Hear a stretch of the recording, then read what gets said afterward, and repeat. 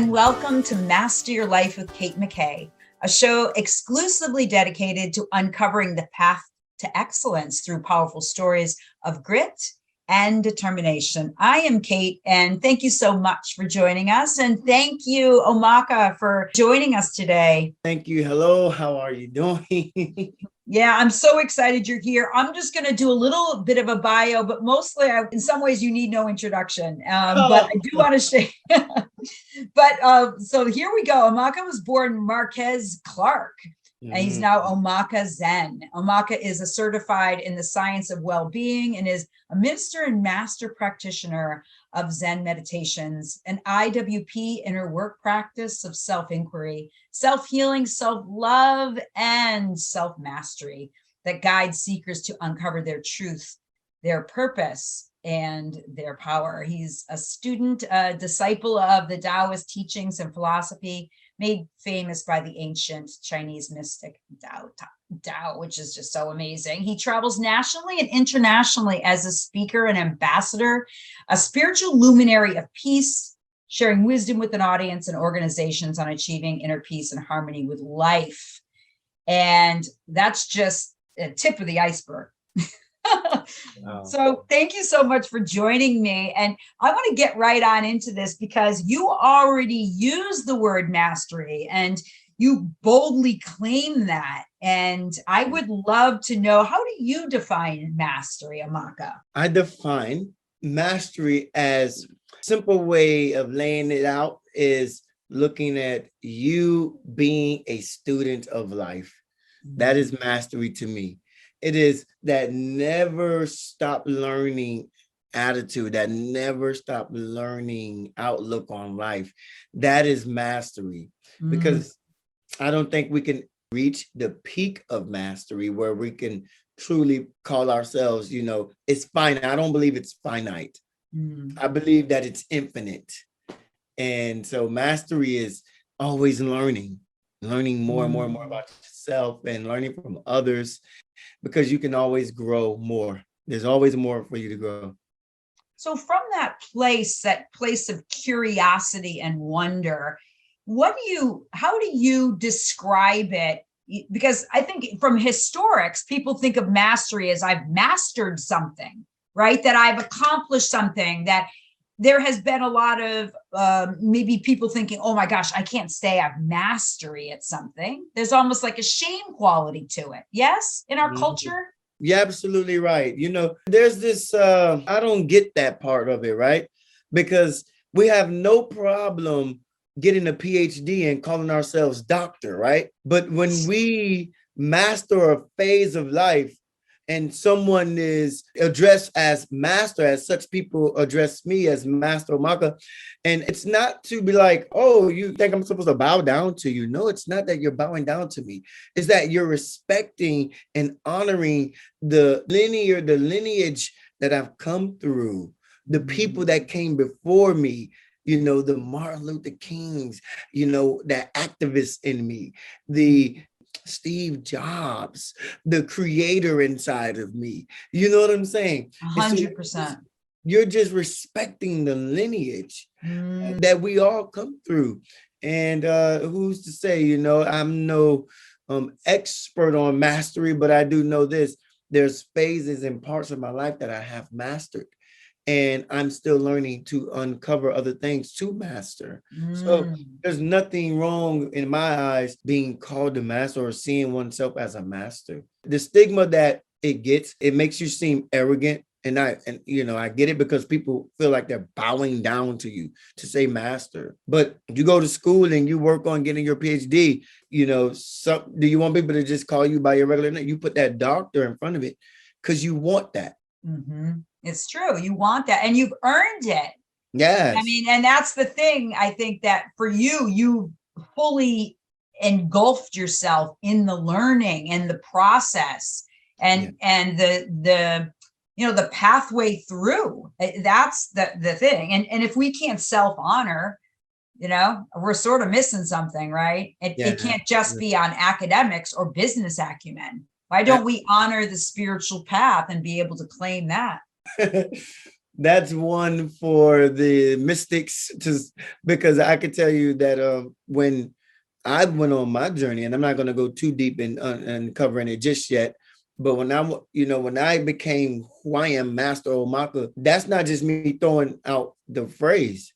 I actually went through a tunnel to get there, and I'll uncover more of that. But yeah, I went through that tunnel. I went through that embarkation of life, that journey, not just my own childhood things and teenage things and young adult things. I'm talking about I took the trek, to go and seek teachers and masters that would bestow upon me the knowledge and wisdom that I needed to come back here with, not only better others, but better myself as well, and my life and everything around that. So can you describe a pivotal point when you decided that the spiritual path was your way? I can definitely tell you a pivotal point was about 2016, when I knew that I was having questions about my religious beliefs at the time. And I was already kind of talking the language of, I was already talking outside of the regular dogmatic language of religion. I was already talking outside of it. And I had a invention with God, so to say. It came and dropped in my spirit. And in that moment, I knew that what was being asked of me was to take this quest, to take this sort of sabbatical. And I just knew from that point on, I wasn't looking back into the way I once saw the world in a spiritual way or a religious way. I knew I had fully left that mind and became a new mind. That's when I started to gain. When I learned about other religions like Muslim and Islam and Buddhism and Hinduism, and I started to seek just the respect of those, meaning people that study those and practice them. When I started to respect them and their beliefs, that's when I realized, this is no longer about me and what I believe and only what I believe. This is about how the world is coming together through our beliefs. That's so good. And you were brought up in a pretty religious home, yes? I was brought up. The funny thing about that, Kate, is that my mom has 8 children and still has those same 8. We're all still here. And I was the only one that my mom put an emphasis on spiritual, or she put Bible study teachers in front of me. My mom would send me off with the neighbors to go to church. I went to a church camp when I was 11 years old, and this was only me. And so, wow. You could say I grew up religious, but my siblings, not too much, but you can see the fruits of my life. I love my siblings, right? They all do well in life. But right now, when you look at their life, you look at my life, it's polar opposite. Yes. Oh my gosh, we have such a parallel. As you know, I'm one of 9, and the same thing happened to me too. It's like I got sent to like Quaker camp, and then I got sent to like a private artsy high school, and we had no money. And for somehow, some way, my mom made a choice, and I felt guilty about that, because it was like, why me, right? Why do I have to be different? Why are the teachers in my dance class signaling me out and picking on me? Like, I felt picked on, like I don't wanted to hide. And they would call me out. It was always very uncomfortable. It was just now I realize in retrospect what that was about, but I wasn't willing or as courageous as I am now to stand into the light. I didn't have the support, honestly. Yeah. I really feel like that's so key. So what do you think your mother saw, Master Omaka? What did she see? What did your mother know? My mom told me when I was a baby, she used to always whisper in my ear that I was special. So she must have knew something when I was in the womb, And she just was always, I guess what she saw was me growing up in a family of 8. I'm the second oldest, and I have 6 sisters. So I grew up in the middle of that pack. Well, it was my sister, me, then the next 4 came girls. So it was just, for a while, it was just me and 4 girls. And my mom, had another child, which became my brother. By that time, I'm immersed with my sisters. And so she just kind of treated me as that lone wolf, sort of say, because I was the only boy for a while out of those girls. And so she kind of gave me special treatment, but also she gave me, she expected greater things of me because I was for a while the only boy. So she had expected great things from me, wanted me to do well, and always spoke to me like I should know better, so she was always just pouring into me what she's seen of me before I even knew anything, about myself. So she was just always instrumental in just saying things to me, expecting things different from me. My sisters could get away with whatever. But when it came to me, it was a no. There was no getting away with anything with me. And so what do you think that that's about, though? Because I'm curious, because it does set a precedent for you having a sense of responsibility at a young age. Yes, that she had high expectations that you were going to have a high level of personal responsibility, and she was not going to let you lower that standard. She did great in raising. She did great in raising me. I remember I got in trouble once. I'll tell you a quick story. I was such against the grain with my mom for no apparent real reason. And I got in trouble fighting, using my hands to express myself. And I remember I was put on probation for it. So my mom, they gave me a curfew and they gave me probation. And I'm like 13, 14 years old, and I'm getting in trouble, not listening to my mom in the curfew. My mom takes me to the courthouse. She tells the judge that I'm not following the rules. I'm not following the curfew. And my mom and the judge said, well, you know what? We'll do something about that. So the judge, assigned the bailiff to take me away in handcuffs. And I thought, oh my God, a 13-year-old child. I was screaming and hollering and crying and yelling at my mom. How could you? Why would you do this to me? What are you doing? Are you crazy? And, they took me away, and it was a lesson to be learned there. But I got to tell you, 4 years later, I got in trouble again. And this time I was facing jail. I was facing prison time because, again, expressing myself with my hands. I had beat this guy up pretty, badly. The judge was like, you know what? You need a hard lesson. And, my mom, he was about to give me 3 years, and my mom stepped in. And so one year, my mom is taking me to the judge. Another year, my mom saved me from the prison system by telling the judge and saying, Your Honor, listen, please. He just needs his father in his life. His father's in Florida. Let him go to Florida, because I was in Buffalo at the time.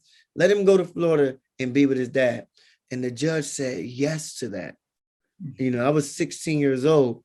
So I look at that and say, I don't blame my mom for anything. I don't fault her for the hard lessons she was giving me, the way she raised me, because she's seen in me what I am today.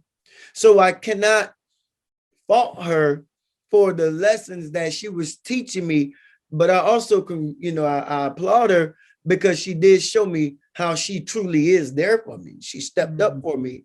And I learned at 16 years old, when I was 13, I learned that my mom was really doing that for my best.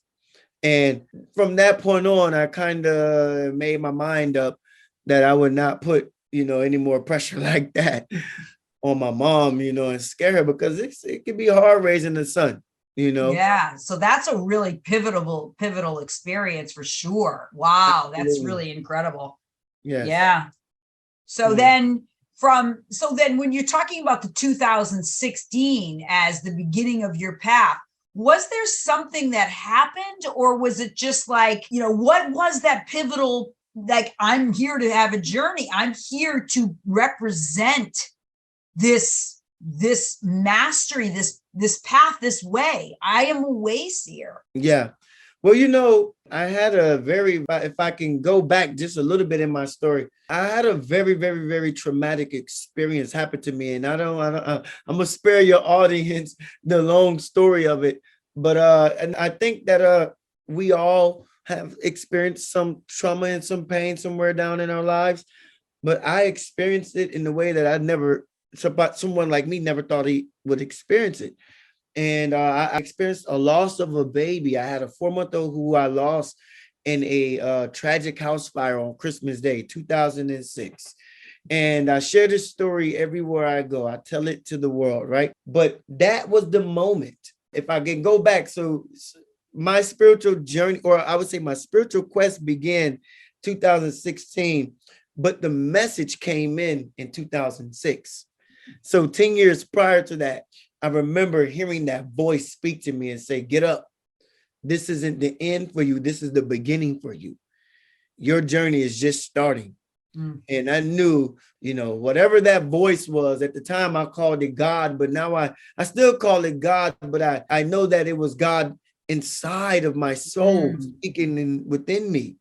And I say, wow, that voice came alive in me that day and told me, get up. Your journey is starting now, not ending. And so it was an urgency. Yes. I mean, Omaka, when you hear that voice, it's not just like, you can do it. It's like, no, it's like, pick up your mat and walk.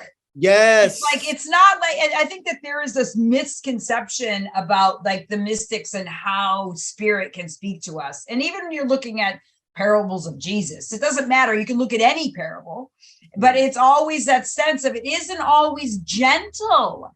Sometimes it's like we learn through this adversarial, or it can come in all different kinds of way, but it always isn't. It isn't just like rainbows and sunshine. And for you, it wasn't. No. And people witnessing you thought you had lost your mind, considering what you had just experienced. Yes, I would say so. That time and that experience, I remember like it was, last night, right. When I was going through that moment, I remember standing up, Kate, and I laughed hysterically. And no one knew. They thought I was crazy. I just laughed uncontrollably. I laughed so hysterically. I think there's a moment, and I can even say this is a pivotal moment. I think there's a moment in life where when you get to the bottom of pain and there's nothing left to feel because you're at the extreme of it, right? When you're at the extreme realm of pain, it inverts itself and becomes now laughter, because it's like, again, it almost inverts itself. And so it's like how you cannot go any deeper, any further down the hole, any more, lower than this pain right here. When you've went to that place, that pit, it starts to turn around. It starts to invert itself. And thus it becomes laughter. It's like, how hurt can I be? I know that your favorite speaker and my favorite speaker, Les Brown, we share. Les Brown said, feel the pain and do it anyway. Absolutely. And it's like, ooh, feel that pain, still get up and do life. Go about doing life. And that's what I did. I made a choice in that moment, in that pivotal time in my life. I said, you know what? While, people are used to, when tragic like that happens, people are used to staying in that space. Well, they want you to stay. a lot of people want, if you do it different, it makes them so uncomfortable, because that means they would have to respond different to their pain. Yeah. Kate, we all have a choice. We all have a choice. And I did this speech last week at church, and I said, what is the third or the second agreement from the book, The Four Agreements?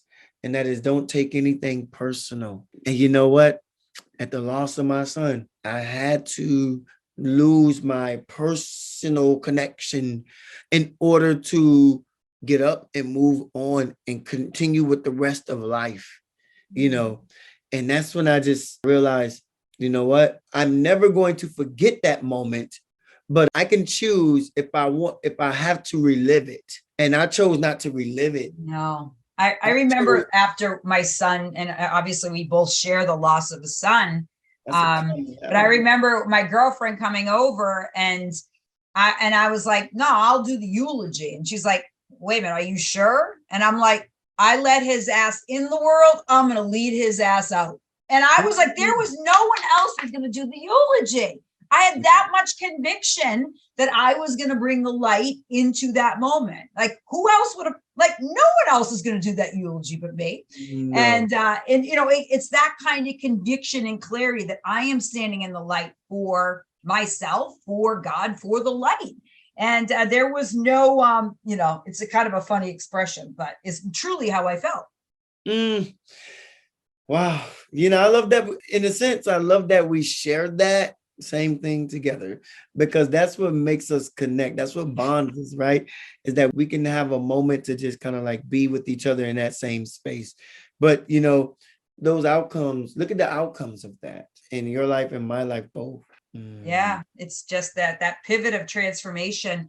So how do you describe, I'm just curious about this, how would you describe the merging of the emotional and the spiritual? Ooh, yeah. Well, I like to call it, you know, I like to say it like this, Kate.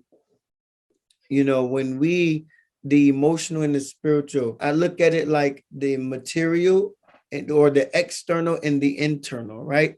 And when we desire to express something from the internal into the external, I explain it like this. Say I want to go get ice cream. I'm going to make this really quick. Say I want to go get ice cream. I call this the stillness. The moment I decide I want to go get ice cream, I open up a gate. I open up a portal, right? And I engage in that moment right there until the moment I go get ice cream, whether it's at the freezer or it's at the grocery store. Now, in that space, I am in a stillness. I am in a stillness from the moment I decide I want ice cream to the moment I get ice cream in my hand. I am in a stillness. Anything other than that, anything that enters inside of that space becomes a distraction, right? So if I want ice cream, you know, I understand something, Kate, that I have to discipline myself, right? And then if I want something, how do I merge the emotional to the spiritual or the spiritual to the emotional? I understand that if there's a desire, something I feel within myself, if there's something I feel that I deserve or I desire or I want in this world, I understand that I have to go into that internal part of my being in order to get it and bring it into this world. And that's how we bring it into the world, through the emotion, through feeling it. So, amen. So we must meditation, visualization, imagination, affirmation. These things are what merges our spiritual mind to our emotional body, where we feel it. And that's how we begin to manifest. So if I'm going to look at how the merging of the spiritual and the emotional is connected, I'm looking at it like it is that space of stillness, from the desire, from the feeling into the desire. So I have a desire. I must go into the stillness to feel that. Once I feel that, it's said and done. Once I feel that in my physiology, it's done. It's written in the universe and it's here now. I just have to be disciplined and stay on that track to see it manifest itself. I love that. I think that so much of what happens certainly in my coaching work is to bring people back to the body by simply asking, when you hear their voice change, where do you feel that? And this is oftentimes, I work with high performers. So oftentimes it's such a strange question to that. Or if I would say, what is the longing that I hear? And it's almost like they feel like they are like the emperor with no clothes, because they're like, how can she call me out emotionally? Because we're not used to doing that in a way that we create safe space to be in the emotional body so that we can get in touch with this. And the reason why I ask you that is that I know that you and I share similar a philosophy or belief system around that pathway. And thank you so much for sharing that with me, because I think that is so important, that it is through the emotional experience that we tap into the inner knowing. that inner stillness that you were speaking of. Yes, that's it. Mm. I love that you said the emperor with no clothes, because it's almost as if you are seeing them bare, right? Yeah. And when you call someone out, what is that longing? When you call someone out, most of the time, Kate, and I found this out through working with people myself, and you're a coach, you probably get this very same thing. Have you picked up your copy of my best-selling book, Claim Your Inner Badass?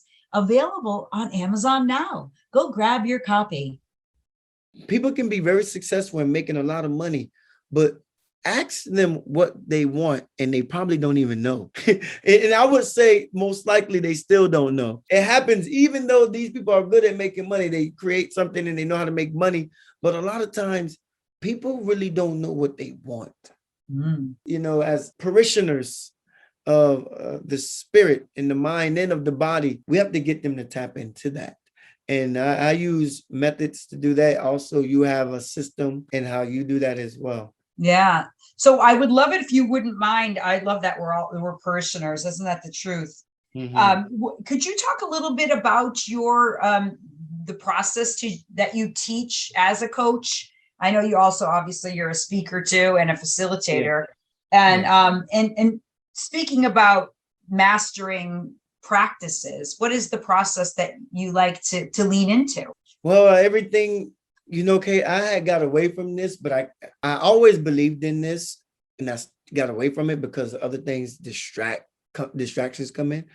But I got away from routine just a little bit. And one of the ways that when it comes to mastering anything, sports, academics, you want to master life in a certain area, you're going to have to sharpen the iron on that. And you're going to have a routine. A routine actually sharpens that axe and makes you so much more efficient at what you do, because then it becomes muscle memory after a while. And so one of the ways that I tap into helping not just others, but myself, I still use this system myself. I call this system 5 laws of living a holistic life. And I use these 5 laws as guides, and they are meditation, fitness, nature, nutrition, and the arts. When I tap into who I am through meditation, I'm tapping into my spiritual purpose. When I tap into my strength, my personal strength, my inner strength. Now, my strength, when it comes to fitness, is also my voice. It is also exercising my truth, exercising and lifting my voice. So when I tap into being fit, I'm tapping into being emotionally well, because I'm using my authenticity to express who I am. And also, not just, through my voice, but also through my body, showing myself what I'm capable of, which builds my confidence, allowing me to go the distance in things mentally.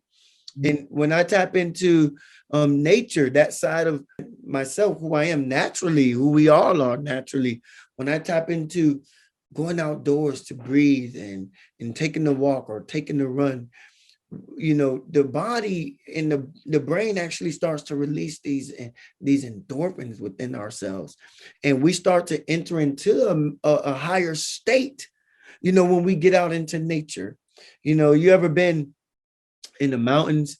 And I remember when I was in Asheville and I was 5,000 feet above sea level, literally my breath was taken away because you're in something more powerful than you are. And it can literally take your breath away until your body acclimates to the climate. And so when I understand how powerful nature is and I go outside and get engaged with that, I'm actually coming up higher mentally, emotionally, and spiritually. And nutrition is speaks to the temple in our bodies. And when we take care of ourselves, we actually showing the world how we respect ourselves, how we respect our mind, our body, our heart, what we feed ourselves nutritionally through the stomach, through the ears, through the eyes, through the mouth. We got to watch what we eat in all these ways. In the arts, I love to use poetry, writing, journaling. You're a writer or author. And when we get to use the arts to post and share our point of view of the world, We're creating a harmonic community. We're calling in our tribe, and we're using music or singing or dance or poetry or writing books. We're calling in our tribe so that we are creating a harmonic sound and a harmonic community that comes together in this oneness, so that we can raise the planet and raise, people that we engage with, raise them up to better versions of themselves. So that's what my coaching is consist of. That's how I structure my coaching with people. It's like, listen, before you go anywhere, I'm gonna coach you, but I first need you to want it. And that's how I engage people. I engage them through that system. And it tells me, hey, listen, I'm not a fitness instructor, but I'm telling you to do this. I'm not going to tell you to work out like this, but I'm giving you a system: meditation, fitness, nature, nutrition, arts. If you're not a meditator, you can't sit still, find something where you can get into a stillness, like I said, and you're there in just that moment. Do that. And I can see if this person is serious. I can engage if this person really wants something for themselves. If they don't put on a routine and cultivate something like that for themselves, I know who I'm dealing with. Right. And I think that one of the biggest lessons for me has been that, in life, sometimes there are people around us that maybe just like, this is all they can take of us. Yeah. Right. They're just a small vessel. And how we can love them is don't give them too much. That's all they want. Absolutely. And then there are people that are like, want this much, and so wow, what a difference. Yeah. Right. And so I think that's the place that I certainly has been my path, is how do we honor people where they're at? And then be able to let people be, and not want it more than they want it for themselves. And that requires a high level of discernment and spiritual discernment, Yes, absolutely. Kate, I hire coaches for myself, and I've been hired to coach people, and it's always this weird thing that I see happen between me and someone I hire as my coach and someone who hires me as their coach. And you just said it, wanting it, we shouldn't want it more for them than they do themselves, right? And sometimes I want it more for them. And I'm thinking their mindset is of my mindset, because when I hire a coach, I want it, and I'm fully engaged. My coach says, Omaka, you need to be here every week, certain time, or this long, and we're going to go into this. Here's your homework. Here's what you do. That's how I'm wired, But as you said, I realized I have to back up, because, either you're going to, if they want it, you got them. You don't have to sell them. But if they don't want it for themselves, we're trying to do everything in our power to keep them. And it's like, hey, some people aren't meant to be kept because they don't want it for themselves. And that's where the discernment comes in at. So you know who you're dealing with. When you see someone who doesn't want it for themselves, then I know that, okay, I know who I'm working with, and I know how much energy to give. I'm going to let you pace yourself. But here's what I won't allow you to do. I won't allow you to pick up the phone and call me when you're ready. That's not how it's going to work with me. It's going to work with, if you want this, we're going to set a time, we're going to set a date, we're going to go to work. And if you don't, hey, I respect how you go about doing it. But if you're a person that only wants it once a month, I can work with you, but you got to let me know how much of the dosage you're willing to take. Right. I know. Well, oftentimes I think that a lot of the coaching begins with, like, they believe at some small part of them that they are worthy of it. And so I'm always looking for the willingness to lean into the worthiness. And then as far as coaching is concerned, it's, the capability is where the coaching happens. Like, let me help you figure out the way, right? I'm walking along with you. Sometimes I'm going to get on the bike behind you. Sometimes I'm going to get in front of you, but we're on the journey together. I'm walking along the journey with you. And, but there has to be the willingness. I 100% agree. Absolutely. So when you talk about the into the stillness, I mean, this is a practice that I know you're also writing a book, but I'm not going to pick you on that, because when you release that, we'll bring you back on. But yes, this into the stillness, mastering the practice. Can you talk about that?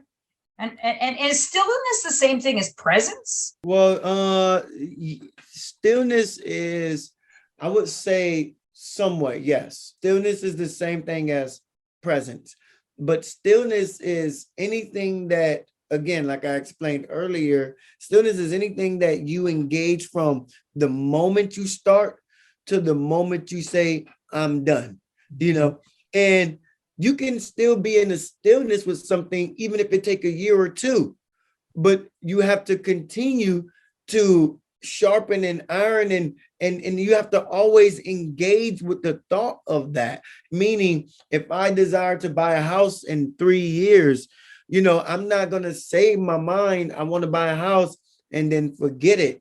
I'm going to say, I want to buy a house in 3 years. And whether it be day by day or week by week or month by month, I'm going to do something. So I'm in a stillness with that all the way to the moment I complete that 3-year contract with myself. And so that's the stillness. It's putting a contract in place for yourself and saying, from here is when I'm going to engage. And from here, at this point, is when I will disengage. But I won't disengage until I have done everything I needed to do. I've done my best. I have done everything I could to make sure that worked for me or it didn't work. But I am not going to release it until I have given all of what I can to it and recognize, okay, that's just not going to work. But that is the stillness. And so when you're mastering the practice of stillness, it is moment to moment, being present moment to moment, but also that moment can be a 3-year moment. That moment could be a 10-year moment. If it's something, a large goal, and what it is you're not leaving that space. You're not leaving that conscious understanding of who you are. This is a part of me. I was given this purpose. This is a part of me, and I am going to I'm going to forego this until it comes into fruition. So it starts with the conviction and the desire. Yes, it's a conviction. And a lot of the stillness practice could be short term, it could be long term, but it becomes from the moment you make the decision until the moment you say, I'm done. And in that, everything in between that. Because what happens is a lot of times people, you see this as a coach, people have these lofty ideas and they keep coming at you with more and more and more. And it's like, well, wait a minute. Whatever happened to the one thing you brought up to me the other day, and no traction. They're getting no traction. So when you go into the stillness, mastering the practice of entering into the stillness, you're giving yourself space to gain traction. We see people all the time lose traction because of distraction. Yes, totally. Yeah, that's really good. So are there particular practices that, just to get clear on what it is that you have conviction over? I mean, tapping into that, because I think that's often, obviously our role as coaches to help people define that. What are the steps to lead to that conviction and have that? Obviously there's discipline, there's clarity, there's a vision, all those things you talked about earlier, imagination. But is that the process that you help people with at the beginning? The steps to get to it, Kate, is simply first writing it out. Let's write something out. Let's create a contract for ourselves and begin to set timelines for those contracts that we create for ourselves and see that manifest in increments, in small increments. So, and to get to a space where, because it's like, you ever notice when you put a little kid on a bike for the first time and they start, riding, and you can see them fall over and they fall over and they fall over. But then there's a moment where you hold on to the back of their seat and you're walking and running with them. I did this with my little son, and I saw in the moment when he was ready for me to release him out there into the world, I saw that moment. And when I let his seat go, I let all fear go, because I already knew at that time he's master, he's got this. And that is when you are coaching someone up, you are like that parent on the back of that bicycle holding the back seat, as they continue to wobble, wobble, wobble, wobble, but they're going to fall. The first 100 times they're going to fall, and you just pick them back up and you continue to go with them again. And so those falling is the increments, the small increments. So and the more you pick them back up and get them back on the bicycle, they ride a little bit further the next time. And the more you put them back on the bicycle again after falling, they ride a little bit further than before. And then next thing you know, they're able to go the distance, and you can just stand back and watch them take off. And so that is the process mainly that I use. It's just, let's start small. We're not going to eat the whole cake, right, in one bite. Let's start small. Let's get these things done in increments. Let's really start to feel, like we talked about earlier, the emotion, bringing that internal into the external. Let's start to feel these small wins. Let's feel the wins here in this area, a win in that area, a win in other areas. And let's see the joy that you feel from seeing yourself succeed at something, committing to something. And you do that incrementally every time. And then next thing you know, they're in that stillness. That's that stillness where you cannot take them out of it. It's like, get out of the way. Yes. Yeah. Get out of the way. They don't need you. And that's where we want that's where we want our students, right? As master teachers, we want our disciples or our pupils to ascend and go beyond the master. Yes. What kind of master are you if your student is always under you? Right. What you want to do is see your student take off and fly off. And that's what Shaolin masters do with their disciples. The Shaolin monk masters, they raise them until they become masters themselves. But guess what? We can't have two masters in the same temple. So you got to go off and give them the blessing to go off and create another temple. Yes. And that's what we do as coaches. We want to see them go off and create their businesses and see them flourish. I'm not here to be jealous. I'm not here to be envious of if you making more money than me, you succeed higher than me. Kate, I've helped people that I've seen go on and do better than myself. Right. Same. It was just in the cards for them. Absolutely. But they had the conviction, they imprinted the emotion, and they stepped in. So is there any process that you're working through right now, in anything that you have set a conviction on that you're willing to share with us? I would say that. I would say this. Just recently, I've been hosting a lot of, in the past, I've hosted so many things, engagements, events. And I heard this voice inside me not that long ago. And it was, Omaka, it is time for you to just take a slight turn to the left and do you now. You've been a great servant. And so now I am convinced, and I am steadfast in my convictions that I too deserve to win. I deserve to honor myself. I deserve to win. I deserve to see the fruits of the great work I've done in the community. That's beautiful.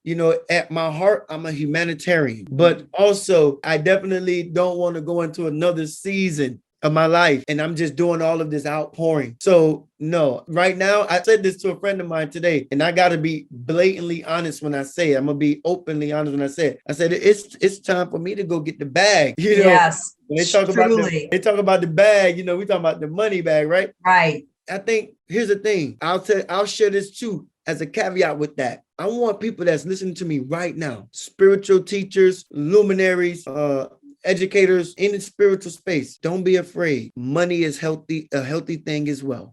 We don't have to see money as something evil. Money is something that there's something you said to me, Kate, that stuck out to me the other day when we met. You said to me, there's no better feeling than when I can write a $10,000 check and help somebody out. I said to myself, that's the feeling I want. That's the feeling I want. And from that moment, I remember in that conversation, that struck a chord with me. I said, how much more good could I do if I'm able to do that anytime I want. That's my favorite thing. It's like I can live in a small little space, but just the more that I have, the more that I can give in larger sums to create bigger impact. That's ultimately, and I'm really happy to hear that resonated with you, because sometimes we think it's a fuel, that the bag is actually for us, the bag for us individually, but the bag is for our people. Yes. It's for, if we have a bigger bag, we can have a greater impact. And that is gift. Yes.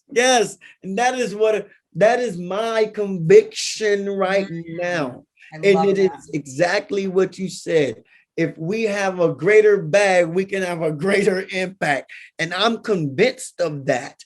And so therefore, I'm not shortchanging myself this season. No, I'm definitely encouraging everybody to, yes, as spiritual teachers, we want to pour ourselves out so much. I'm going to tell you right now, I've poured myself out into the community and still love to do it, but I pour myself out so much. I'm just at a point where I heard this voice. It says, it's your turn now. I'm convinced of that. And so those are my convictions right now is I deserve it too. And I will not deny myself. No. And I love it that you say that with such conviction. It's awesome. Right on. I'm going to hold that for you for absolute surety. And something that also benefits you as well. There's no shame in that. And for a long time, Kate, I held that belief that if I'm doing something for the community, there can be nothing in it for me. And that was Les Brown said something, again, another Les Brown quote where he tells in his story where he said, for 14 years, if he'd have knew what he had known after, starting out as a speaker, he said he left so much money on the table because he didn't know what he didn't know for 14 years. And I find myself in that space. I wouldn't say it's been 14 years. I would say it's been about 6 years. And I don't want to get to 14 years saying that same thing. No, 6 years is good. Lesson learned. The PhD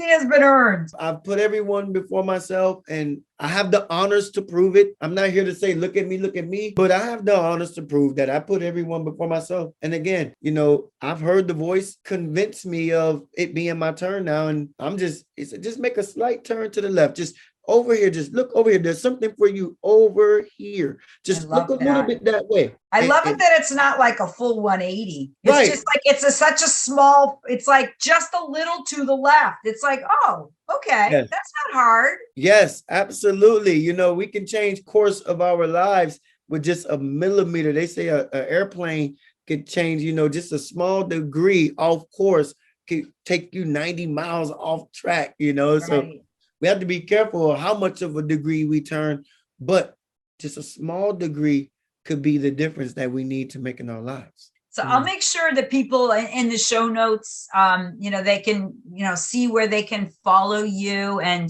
I'm just so grateful. I'm so grateful for this time together, Master Omaka, and much success to you. And I look forward to hearing and seeing and watching your journey as you rise, and all the people that that are waiting for you. Thank you. And thank you to all the viewers and listeners for tuning in to another episode of Master Your Life. I'm Kate McKay. And until next time, be the light, be the change, and commit to your highest and best self. We're here cheering you on. Looking for a motivational and inspirational speaker to host your next event? Reach out to me at kate-mckay.com.